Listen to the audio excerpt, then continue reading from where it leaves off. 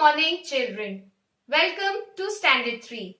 Today, I am going to teach you two poems from your Rhythm for All Season 2 book.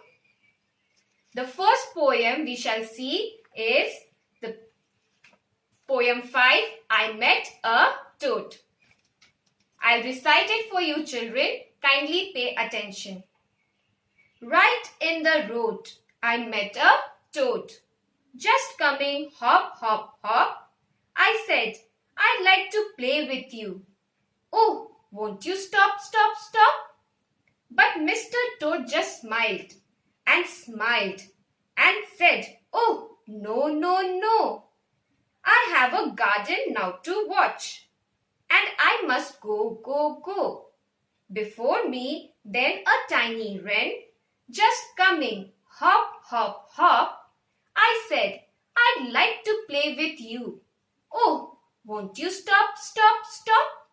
But Madam Wren just smiled and said, oh, no, no, no. I have my babies now to feed, and I must go, go, go. Why no one seems to play, but just to hop and fly? The warning bell rang out from school. It's time for work. That's why. Oh dear, I nearly quite forgot.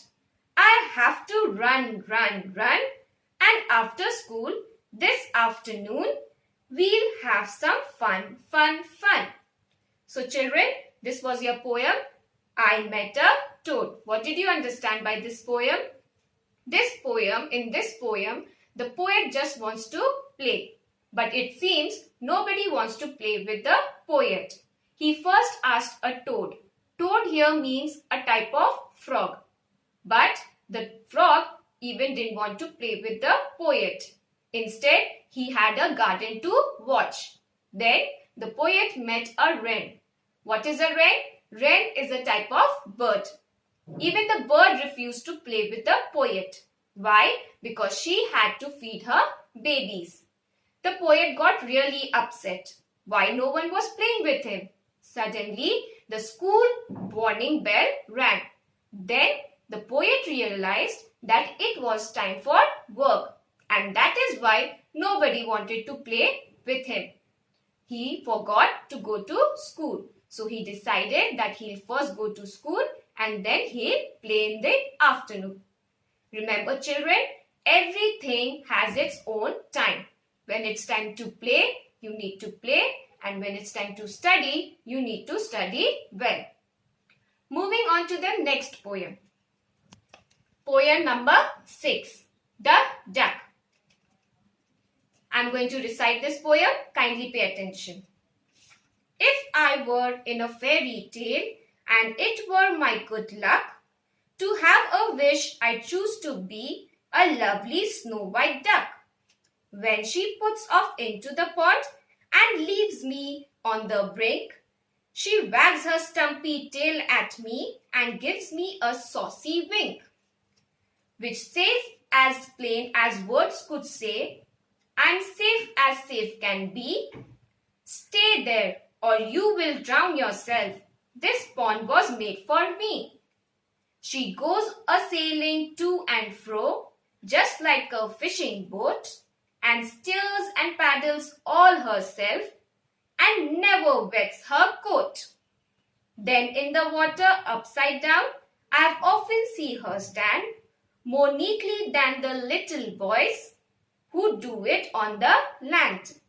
And best of all her children are the ducklings bright as gold, who swim about the pond with her and do as they are told. So this was your poem, The Duck. So children, in this poem, the poet tells us that if he was in a fairy tale and he was lucky enough to choose what he wanted to be, the poet would like to be a white snow duck.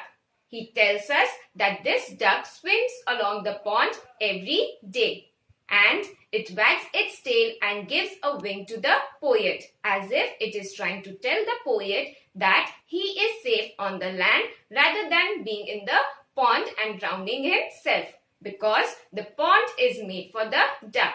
Sometimes the poet sees the duck standing in the pond and he thinks that the duck stands more neatly than the boys on the land. And most of all, what does the poet like? The poet likes the ducklings. What are ducklings, children? Yes, ducklings are baby duck. These baby ducks or ducklings are bright golden color.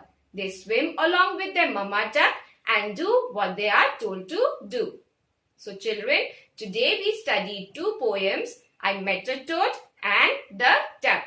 Based on these, you'll be getting some notes on your school website. Kindly go through it and study well. Thank you, children.